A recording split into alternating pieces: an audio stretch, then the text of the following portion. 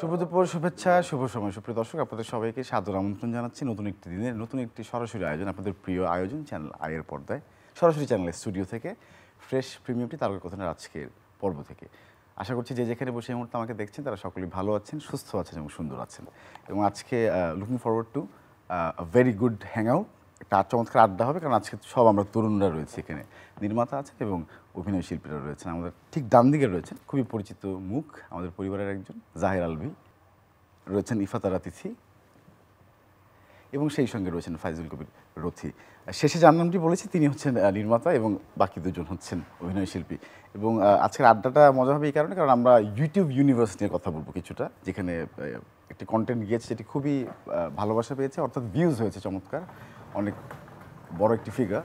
এবং সেই কন্টেন্টটি কেন আমরা দেখেছি সেটা জানবো পরে, নিশ্চয়ই অনেক এন্টারটেইনড হয়েছে। বাট সেখানে যারা কাজ করেছেন তারা আজকে আমাদের সঙ্গে রয়েছেন এই আড্ডায়। আলভী ভাইকে নিয়ে নতুন করে বলার কিছু নাই, he is a very known face and he does very good work. কেমন আছেন আলভী ভাই? খুবই ভালো আছি, অনেকদিন পরে আসলাম তারকা কথনে। আই ফিল লাইক হোম আসলে, বিকজ চ্যানেলাই আমার ঘর বাড়ির মতো। আমি চ্যানেলারই সন্তান, তো তারকা কথনে যখনই আমি আসি আমার কাছে মনে হয় যে আমি আমার নিজের ঘরে ফিরে এসেছি আর কি। I am feeling good. And you still been working out. You still look like fit, very fitter than before. Not properly, but Okay. করি, ছেড়ে দিইনি আর কি, চলছে। ওয়েলকাম তিথি, কেমন আছেন আপনি? আলহামদুলিল্লাহ ভালো আছি। আমি যে কন্টেন্টের কথা বলবো সেটা হচ্ছে ভালোবাসা এমনই, রাইট? ভালোবাসা আসলে কেমনই, এটা কি মানে শুরু করবো কাকে দিয়ে, নির্মাতাকে জিজ্ঞেস করবো? মানে ভালোবাসা আসলে যার কাছে যেরকম সেরকম, আমাদের পয়েন্ট অফ ভিউতে ভালোবাসাটা এক ধরনের ছিল, সেটা আমরা আমাদের মতো করে দেখিয়েছি আর কি। কিন্তু ভালোবাসার ধরন তো আসলে অনেক রকম হয়, রাইট? অনেক রকম হয়, right. That was the question, আসলে এটাই আমার আনসার চিন্তা করছিলাম এরকম হবে। এবং এই কন্টেন্টটি তো ইউটিউবকে ঘিরেই আসলে চিন্তা করা, যখন করেছিলেন, যখন নট লাইক দ্যাট আসলে। চ্যানেলাই ইউটিউবে আর কি, চ্যানেলাই ইউটিউব বা ঈদে যেহেতু প্রচারিত হয়েছে সবার জন্যই করা, কিন্তু যেটা হয় যে এখন তো YouTube is a very big market, এবং নাটক দেখার জন্য মানুষ ইউটিউবকে অনেক প্রাধান্য দেয়, এটা অস্বীকার করার কোনো কারণ নাই। তো শুধু যে ইউটিউবকে টার্গেট করে বানানো হয়েছে আই ডোন্ট থিঙ্ক সো, সবার জন্যই বানানো হয়েছে। অ্যান্ড যে প্ল্যাটফর্মে যতটুকু দেখার, ইউটিউবে মানুষ যতটুকু দেখার খুব ভালো করে দেখছে এবং এটাকে গ্রহণ করেছে আর কি। সো ওইটা অনেক ম্যাটার করে আমাদের কাছে, যে we did a good work. But Channel i ইউটিউবের যে পেজটি আছে সেখানে কিন্তু অনেক মানুষ, অনেক দর্শকরা বাইরে থেকে এখন আমাদের কন্টেন্টগুলো ইয়ে করে, এবং 4 মাসে 3 মিলিয়ন। 4 মাসে না, 4 মাস হয়নি তো। 4 মাসে না, এই রিলিজ হয়েছে 10 দিন বোধ হয়, 10 দিন বা 11 দিন চলছে। 10-11 দিন আজকে 10 দিন চলছে, 11 দিনে 3 মিলিয়ন হয়েছে। 30 লক্ষ লোক দেখেছে, থ্যাংক ইউ, কংগ্রাচুলেশনস। এবং we care about the views, of course. And what are the responses? আপনারা পার্সোনালি কি রেসপন্স পেয়েছেন? খুবই ভালো। আর মানে সবচেয়ে সহজ রেসপন্স আমরা যেটা পাই সেটা হচ্ছে যে আমরা ওই কন্টেন্টের নিচে কমেন্ট সেকশনে গেলে, আচ্ছা, do you read the comments? মানে পার্সোনালি পড়েন?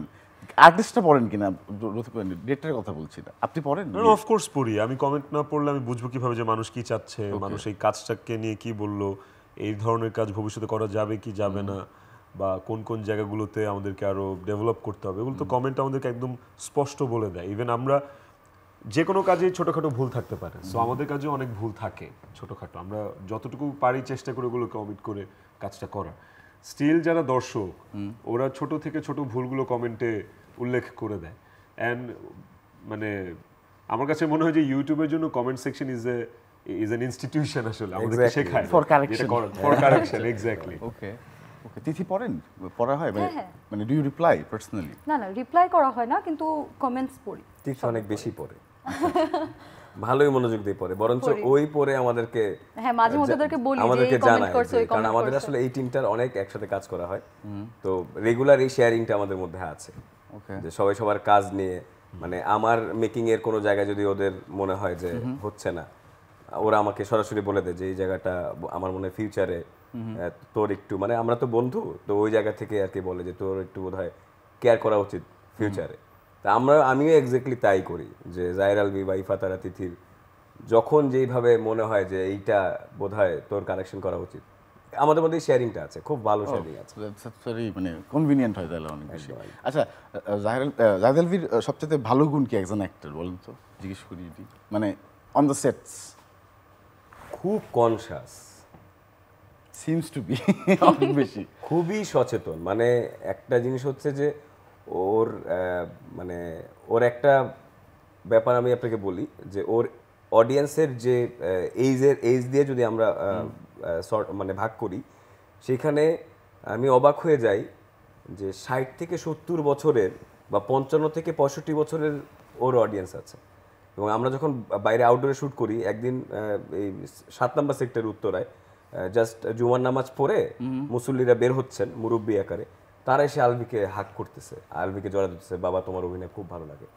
তো ও খুব সচেতন দেখেই আসলে এটা পসিবল হচ্ছে যে সব ধরনের অডিয়েন্স ও ক্রিয়েট করতে পারছে, ও সচেতন কাজ নিয়ে, এটা ওর সবচেয়ে বড় আমার কাছে মনে হয় আলভি অনেক অনেক সিরিয়াস এবং স্টুডিয়াস। মানে Exactly. আমি ওনাকে কেন জিজ্ঞেস করি, sorry, what do you think Tithi, আপনার as a co artist, how is he on the sets? Alvi অনেক হেল্পফুল সেটে, বা দেখা যায় যে কোনো কাজের আগে আমরা যখন প্ল্যান করি কাজটা বা স্ক্রিপ্টটা যখন পাই, গল্পটা যখন জানি, তখন কস্টিউমটা কি হতে পারে, মানে ক্যারেক্টারটাকে আমরা কিভাবে দেখবো, এই বিষয়েও অনেক বেশি ডিসকাস করে, কথা বলে।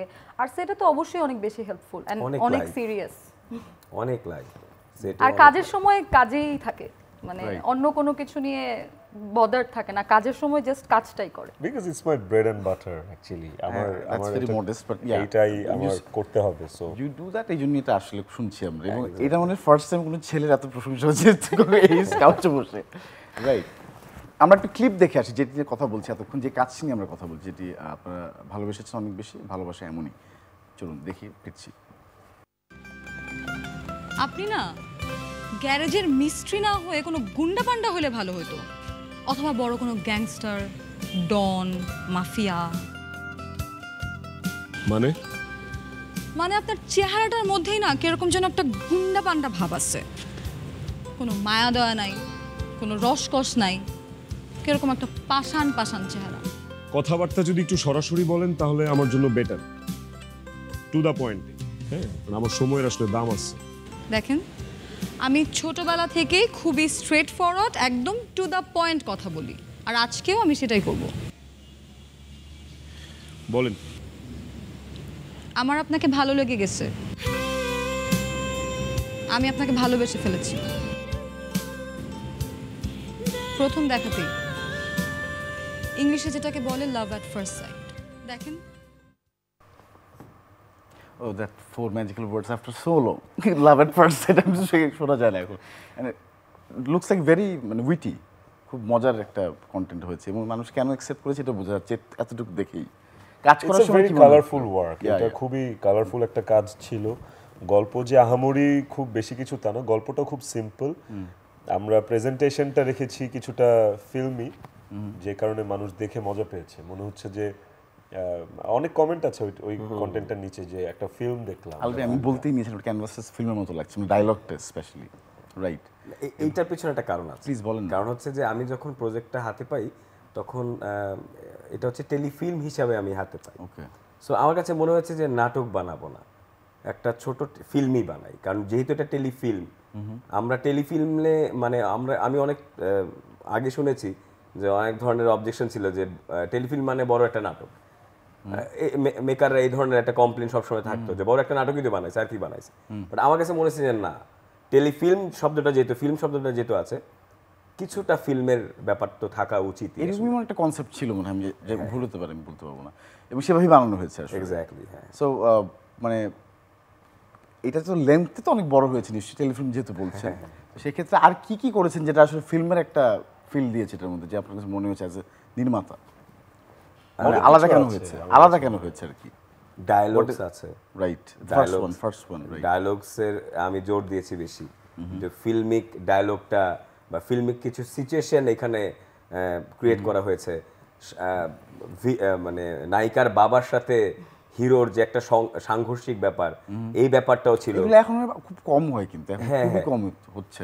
আমরা যখন মেকিং করছিলাম, আমরা বলছিলাম যে it's a smart Bangla film, মানে এইভাবেই আমরা আমরা আমরা আমরা খুব স্মার্টলি প্রেজেন্ট করেছি। আর ওই ওই একই গল্প পুরাতন ক্লাসিকই কিন্তু ডিফারেন্ট নতুন মোড়কে একটু গান ক্লাসিক আছে গান আছে। একটা সুন্দর গান আছে। গান আছে আমরা রবীন্দ্রসঙ্গীত দাঁড়িয়ে আছো যে রবীন্দ্রসঙ্গীতটা, মাই গড বাংলা ছবিতে তো রবীন্দ্রসঙ্গীত সচরাচর ব্যবহার হয় না, আমরা ব্যবহার করেছি, রেয়ার, হ্যাঁ এটাই আর কি। এবং এটা আবার আমার গাওয়া।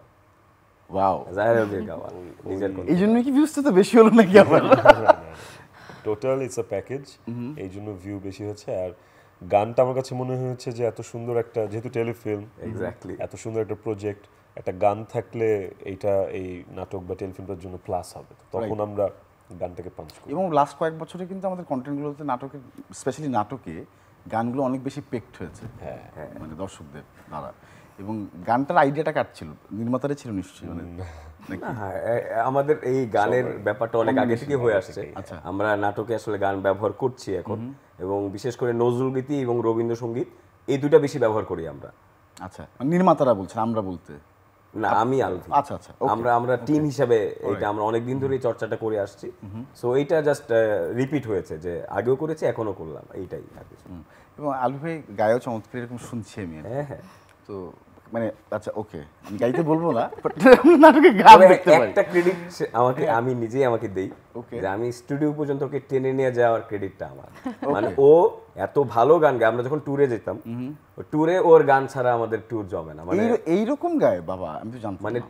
ট্যুরে গেলে আলভির কণ্ঠে একটা গান শুনতেই হবে আমাদের। হ্যাঁ, তো সেটাই আমরা আসলে ওকে অনেক দিন ধরেই আমরা ফুল টিমই ওকে গুতোচ্ছিলাম। বা শুটিং এর মধ্যেও মাঝে মধ্যে কিন্তু হ্যাঁ, শুটিং এর মধ্যেও সে গ্যাপে ওকে দিয়ে গান টান গাওয়ানো গায়, ওর হয়। একটা ছোট ম্যান্ডোলিন আছে, ওটা দিয়ে আমাদের গান শোনায়। যেহেতু আপনি বাদে আর দুজন বলে তো পুরো সেটই বলে ফেলেছে আর কি, সেখানে শুটিং এ যাওয়া ছিল আর কি। এখন যেহেতু ওনারা দুজন মানে আমার কথা হচ্ছে, কেন এটা রেকর্ডিং হবে না? এত ভালো গান গায়, কেন আমরা এটা একটা নাটকে কেন ব্যবহার করছি না?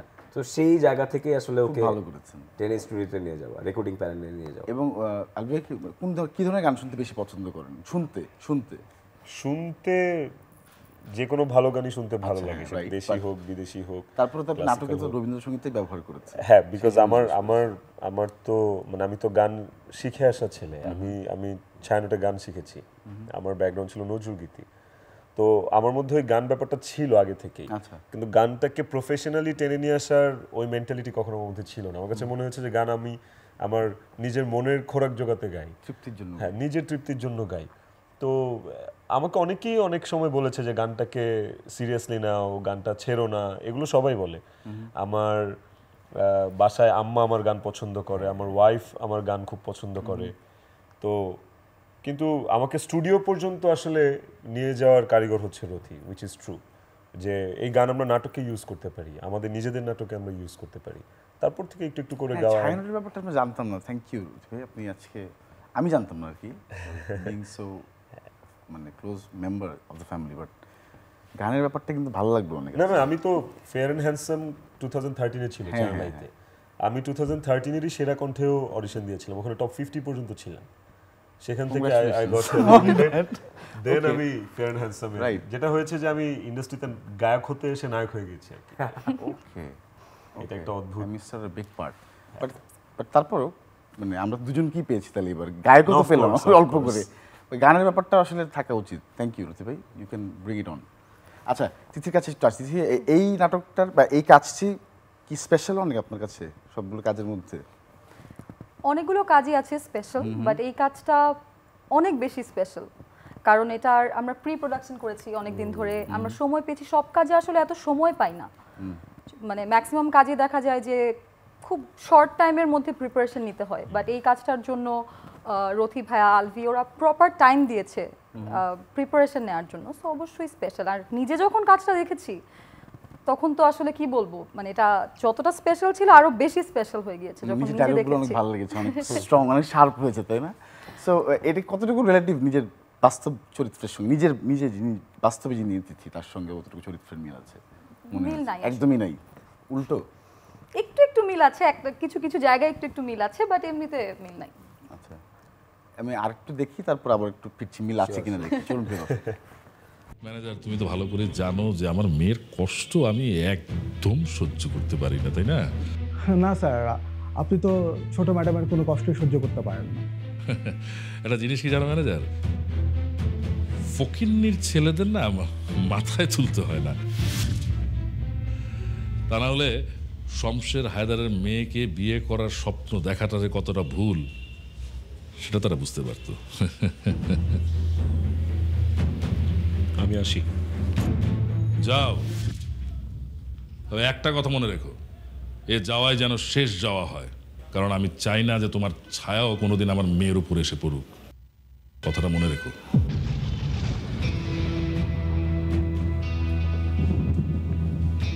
থলের বিড়াল আসলে এভাবেই বের হয়। এই বাংলা সিনেমা মার্কা চেহারা আর ডায়লগগুলো শোনার জন্য খুব অপেক্ষা করছিলাম।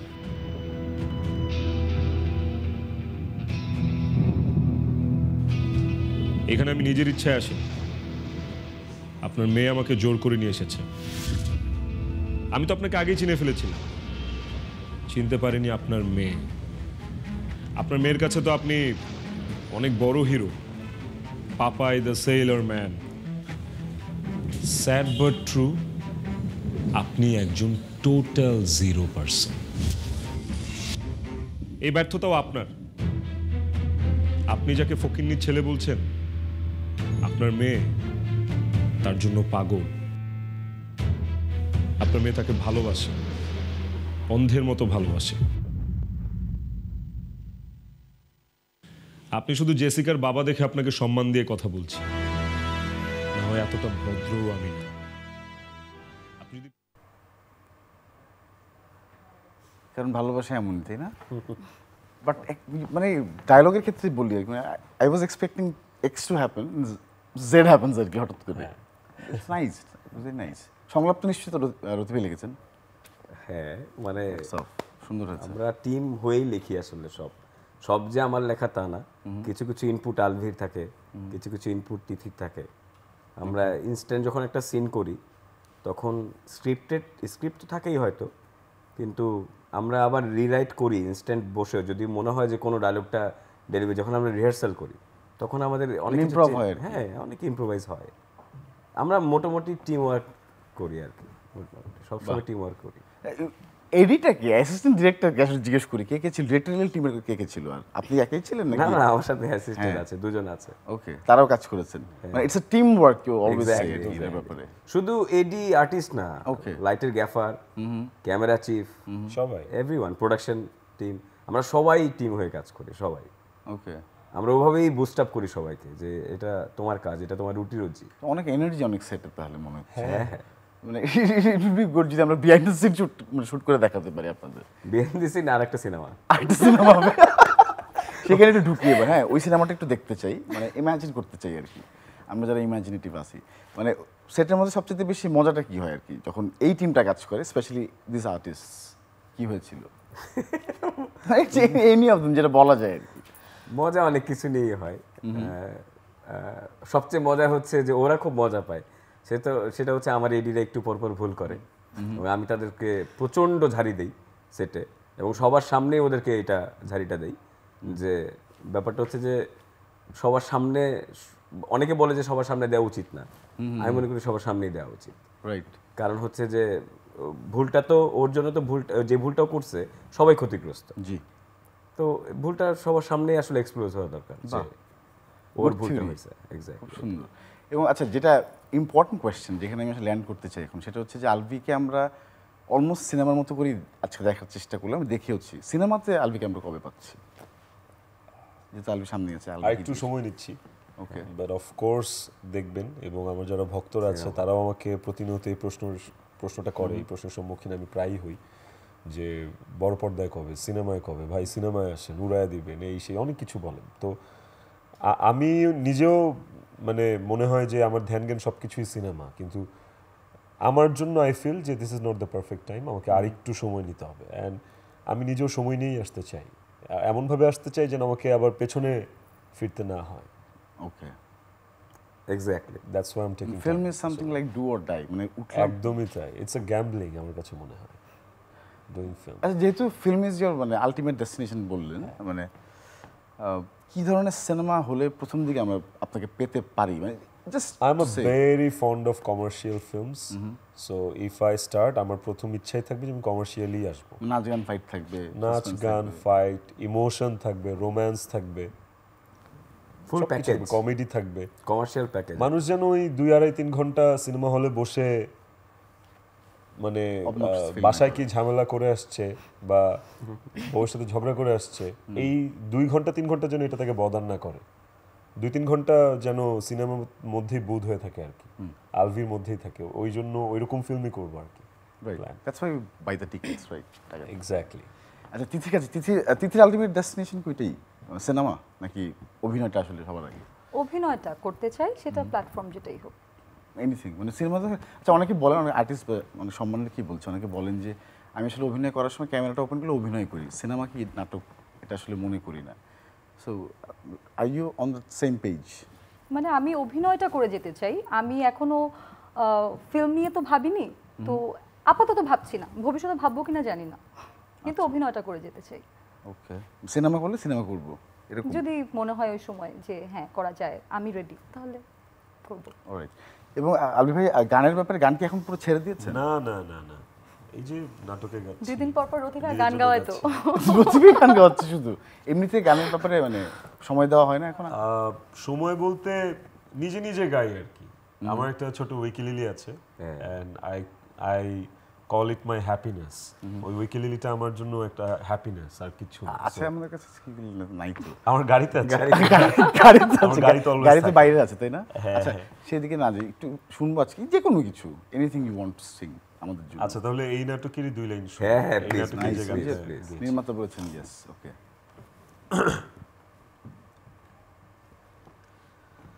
দাঁড়িয়ে আছো তুমি আমার গানের পারে, দাঁড়িয়ে আছো তুমি আমার গানের পারে,